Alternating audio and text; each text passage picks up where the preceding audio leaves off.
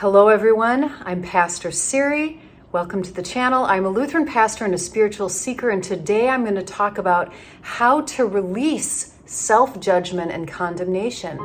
Take a listen.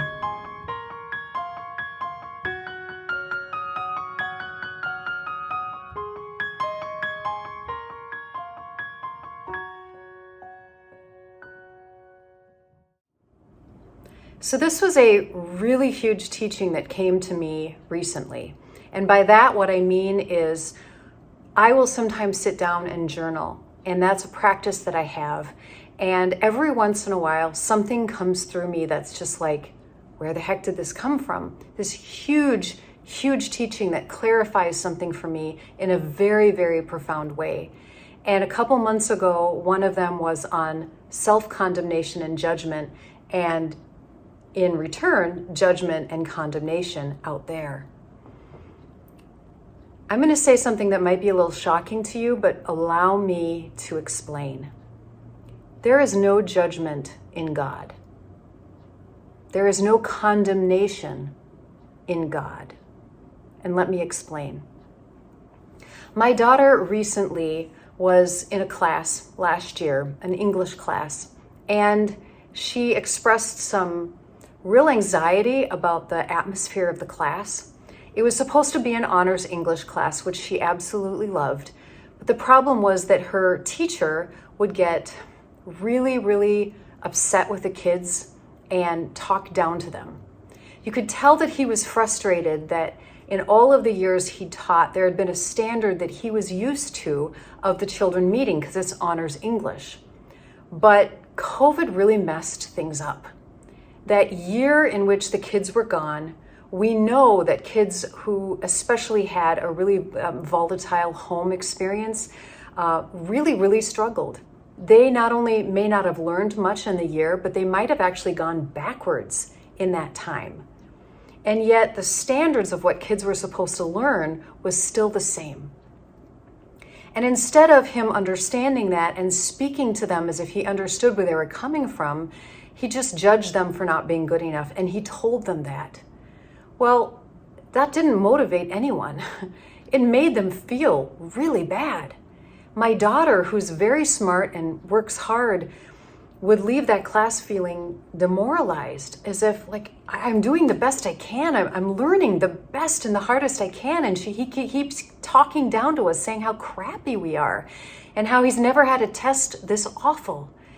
At no point did he think that maybe he should change his standards, or that there's a reason why kids are struggling, or maybe that he has to teach in a different way. There was none of that. There was just judgment and condemnation, and that felt awful. When I think of the times in my life in which I have judged other people and condemned them for their behavior, I've almost always been wrong. When I actually began to learn a little bit more about who they were and their story, my empathy and my compassion always grew. And even if someone did something really bad, again, my judgment came from the fact that clearly they did this on purpose, clearly they meant to hurt, clearly they're an awful human being, and clearly they're irredeemable, all of which is wrong, all of which is almost always wrong. We do not have any of the information that we need in order to be able to judge other people, but we are trained in this world. It is part of the story of the world for us to judge and condemn. And then we bump that up to God and say, well, God is the judge, God is the great condemner, and we made an entire theology about how God hates the world so much that he sent his son down to be brutally tortured and murdered so God can be appeased because God hates us so much? No, absolutely not. No, that's wrong. Here is another way to look at it. We are stuck in a story where we have been taught self-condemnation and self-judgment as part of our story of unworthiness and fear and separation. I shared this in another video. I won't go too in depth with it, But basically there's this idea that we came here and we sort of lost any connection we had to heaven, and we looked around and we began to make up stories collectively. Ones where I'm against you, you're different, you're outsider, and we're trying to find our place in our tribe, in our community. Our entire survival is based on belonging. And that is why it's so critical for us to figure out how to belong, how to be lovable, and how to be worthy. Because we have not learned that we can belong as we are. We haven't matured enough into that greater empathy collectively as a human race. And so we're stuck in trying to figure out how to become worthy and lovable. And because we're constantly judging ourselves, we end up judging other people, because that's how it works. The greatest judges of themselves are the greatest judges in the world, and it's because of this. If you're constantly looking to see, well, I need to look this way, I need to act this way, I need to believe this way, I need to behave this way in order to be a part of my group, then when you see people not doing that, you say, what gives you the right? How dare you? It threatens your sense of how to belong. It threatens your sense of what is right and what is wrong, and that can be terrifying. And we don't really see it as that. So any kind of judgment we do on somebody else is really a reflection of what is bothering us deep inside. Any self-condemnation I have ultimately comes from a fear that I am not good enough. It is a fear of being rejected. It is a fear of failure and thus being losing some of my worthiness and being looked down upon by others. It is universal. Almost every person has this to some degree, where they won't be themselves or do the things they want to do or say the things they need to say out of a deep fear of failure and rejection, because we're condemning and judging ourselves all the time. And what if the message of Jesus and the message that all our friends on the other side want us to hear is, please stop. Stop judging yourself. Stop condemning yourself. There is no judgment or condemnation in God. You might wonder how I can say that. In fact, sometimes when I get talking like this, people are like, oh, so murderers and rapists get away with everything? Is that what you're talking about? Of course not. What we're talking about is a more mature, inclusive way to look at the world. One in which we try to understand a human being wholly and fully and deeply with great empathy. And that means protecting the vulnerable as well. That means that there might be times in which someone is doing something that's hurting themselves and that's hurting others, and we need to bind them for a moment in order to help them. Imagine a life in which instead of prisons and jails, there were hospitals and places where people were brought where they could get the help they needed, or at least they were sequestered and quarantined so they could not harm other people while we were trying to give them the help that they needed. It'd be a completely different society, a completely different world, one that was based on trying to help each other and understand each other rather than judging and throwing people away like they're expendable. This sickness that we have been taught of judging ourselves and condemning ourselves, and in some ways just being terrified of being excluded and not loved, it's universal, and it's something we can learn to release when we see it for the lie that it is. Because if God's not judging us, then why would we judge ourselves? And I'll tell you why God's not judging us. Because God has more empathy than anyone. I think about my own life, and I think about some of the things that I did that I'm not proud of in my life. If I explained to you why I did them, I could say it was my age, it was my fear of whatever I was afraid of in the moment, it was my ignorance at times, and it was just my immaturity. I didn't know how to respond any better. I didn't have the tools. And so I didn't do what I should have done, or I did something I shouldn't have done, not out of malice or let's mess up the world, but out of where I was. And God knows that. So there's really nothing to forgive, but rather guidance for me in that moment.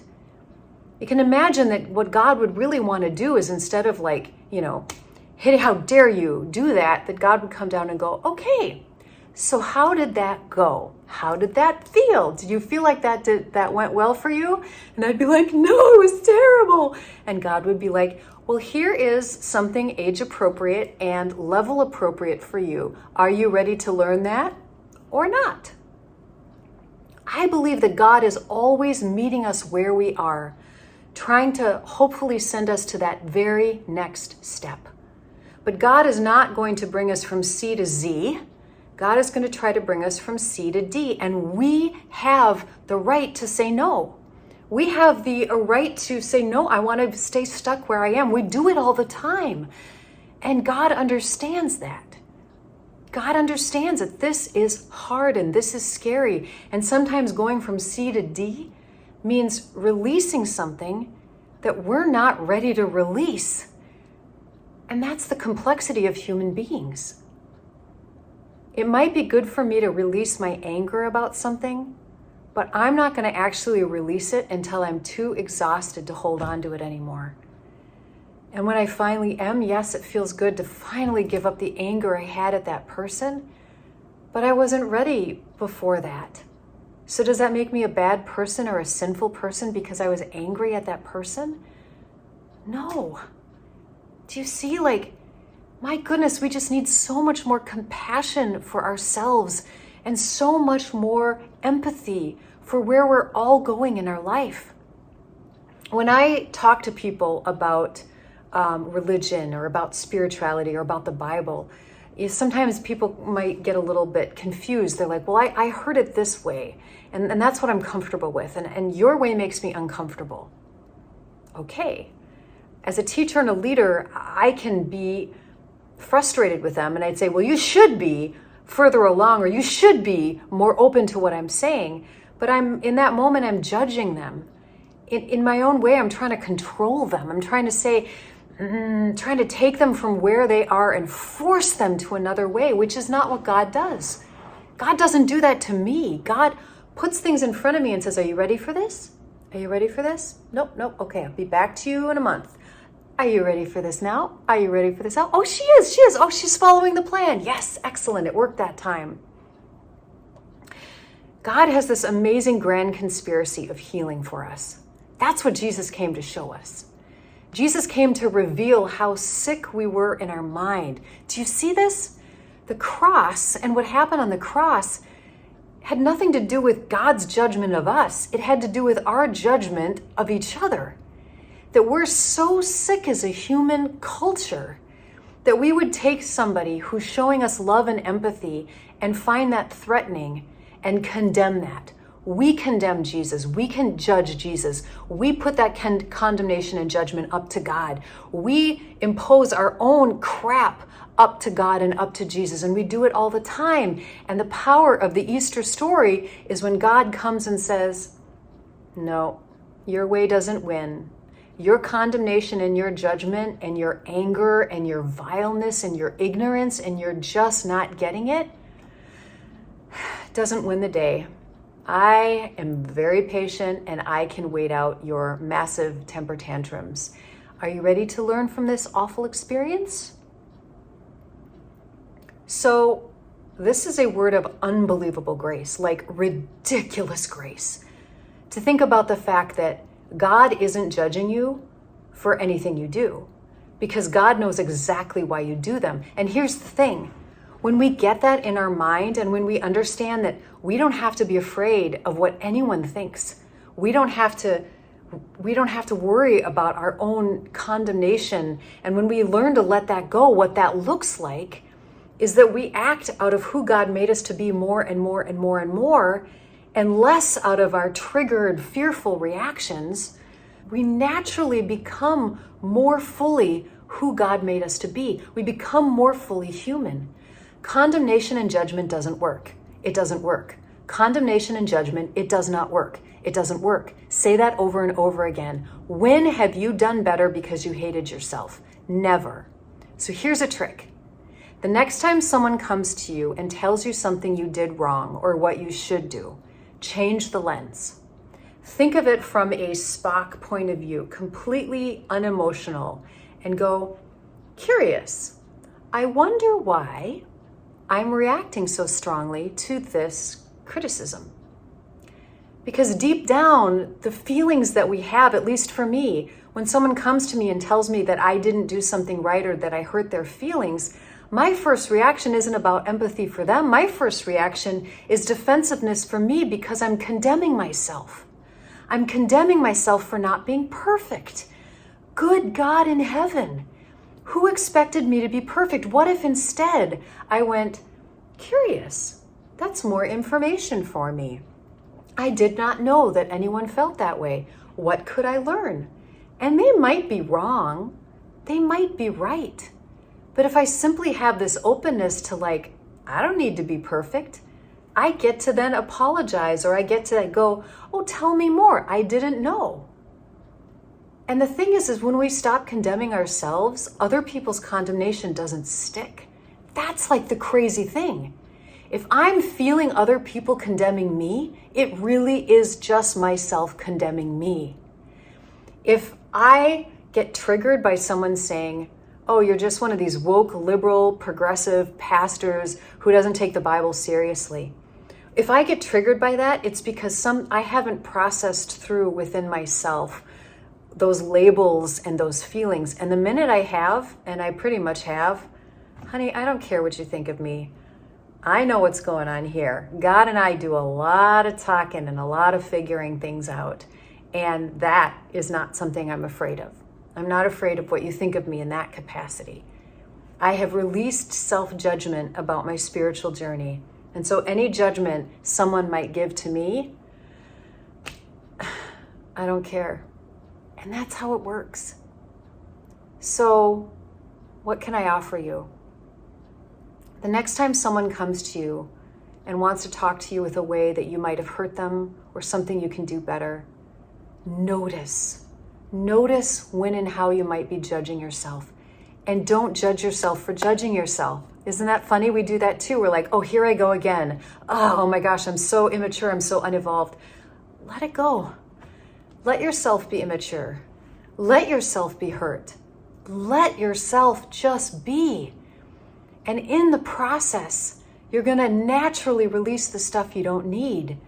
When you notice what you're doing and you let it be, simply in that noticing and allowing your imperfections, allowing your pain, allowing yourself, you're naturally going to let go of what you don't need anymore. And that is going to feel so good. So imagine a society where we loved ourselves enough that we could let ourselves be and be curious about each other and be curious about ourselves and do things without fear of failure or rejection. And when we had issues with each other, we could speak to each other from a place of empathy. And when we saw something that was really harmful going on, we came from a place of collective empathy and did that wonderful process of trying to heal the issue instead of getting rid of and dismissing and demonizing and judging and condemning. It's so heavy. It's so old. It'd be amazing. I think this is something that God is really begging us as a human race to let go of. If this video was helpful for you, to share it, like, subscribe, comment, and let me know. Otherwise, I will see you next time, my friends. Have a beautiful day. Bye-bye.